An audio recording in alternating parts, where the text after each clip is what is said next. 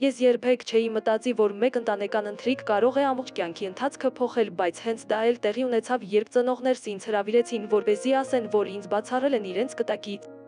Ամենավատը այն էր, որ ես արդեն 4 տարի վճարում էի նրանց տան պարտքը։ Իմ բնակարանը Երևանում մեծ չէ, բայց իմն է կամ կլինի, երբ ավարտեմ վճարումները։ Արևոտ օրերին կարող եմ տեսնել Արարատի լեռը իմ պատշգամբից, հիշեցնելով այն կայունությունը, որը ես կառուցել եմ ինձ համար։ Ինչպես ավագ նախագծերի մենեջեր Կաստիո կառուցման ընկերությունում ես ծաղկում եմ ճնշման տակ։ Երբ իմ գործընկերները դժգոհում են դժվար պահանջվող հաճախորդներից ու անհնարին ժամկետներից, ես խորապես բավարարվածություն եմ զգում, տեսնելով ինչպես շենքերը վերածվում են պարզ պլաններից ավարտված կառույցների։ Այդ ուրբաթ օրը կեսօրին, երբ վայելում էի հազվադեպ հանգստի պահը, մեկ բաժակ կարմիր գինիով հեռախոս դողաց մորս դեմքը երևաց էկրանում։ Բարև մայրիկ։ Պատասխան Մարիոն, սիրելի, լսիր, մենք Հայրդ եւ ես ուզում ենք ընտանիքային հանդիպում հաջորդ շաբաթ։ Ամեն մեկը ներկա կլինի եւ մենք ուզում ենք, որ դու նույնպես գաս։ Ես պատրաստելու եմ քո սիրած լազանյան 3 տեսակի պանիրով եւ տնային սոսով։ Մորս լազանյան պատմական էր, նա գիտեր, որ դա իմ թուլությունն է։ Չնայած իմ կասկածներին հանդիպման նպատակի մասին չկարողացա դիմադրել։ Լավ, գամ, խոստացա։ Հաջորդ շաբաթ օրը ես ժամանել էի ծնողներիս տուն ճիշտ 16-ին։ Դանիելայի փայլուն կապույտ Կիան եւ Պավելոյի մոտոցիկլը արդեն դրսում էին։ Հիանալի, ես վերջինն էի, դա նշանակում էր, որ նրանք հավանաբար խոսել են իմ մասին։ Դարպասին մոտենալիս լսեցի ծիծաղ ներսից, որը անմիջապես դադարեց, երբ կրպակեցի զանգ։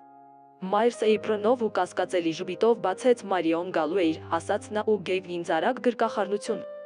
որի բույրը տնական սխտոր եւ խեժի բուրումն էր։ Թորները նստած էին քիծ բազմոցին, գլուխները լուր խորհրդավոր շփման մեջ։ Երբ մտա, նրանք միաժամանակ նայեցին ինձ ու բարև ասացին կեղծ բնականությամբ։ Շամի ընթացքում խոսակցությունը ցավալիորեն մակերեսային էր։ Մայրս խոսեց իր այգեգործական ակումբի մասին։ Հայրս նշեց նոր գոլֆ փայտը, որը մտածում էր գնել, իսկ թորները կիսվեցին անհայտ մարդկանց թռուցիկ լուրերով։ Ոչ ոք հարց չտվեց իմ աշխատանքի կամ կյանքի մասին։ Լազանյան հիասքանչ էր, ինչպես խոստացել էին, բայց լարվածությունը չտվեց լիարժեք վայելելու հնարավորություն։ Ամբողջ ընթրիքի ընթացքում ծնողներս փոխանակեցին մի նայվածք։ Հետո հայրս բացատրեց. Մարիոն, գիտես, մենք արդեն տարեց ենք եւ մտածում ենք ապագայի մասին։ Մայրս շարունակեց. Մենք որոշել ենք ավարտել մեր կտակը եւ ուզում էինք անձամբ քեզ տեղեկացնել։ Լավ, զգուշորեն պատասխանեցի։ Տունը եւ լճափի կաբինետը կանցնեն Դավիթին եւ Անահիտին, ասաց հայրս։ Սեղանը լռեց։ Թողեցի, որ նրանք շարունակեն, բայց հայրս միայն սպասող հայացքս նայեց։ Սա է ամենը, հարցրի վերջապես։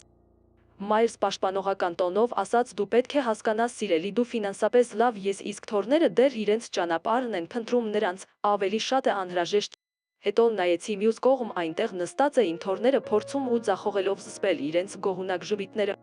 Պավելոն ասաց. Մրցակցության բացակայության համար ուզում ենք հիմա հայտնել քեզ, որպեսզի հետո որևէ շփոթություն չլինի, ամեն ինչ մեզ համար է։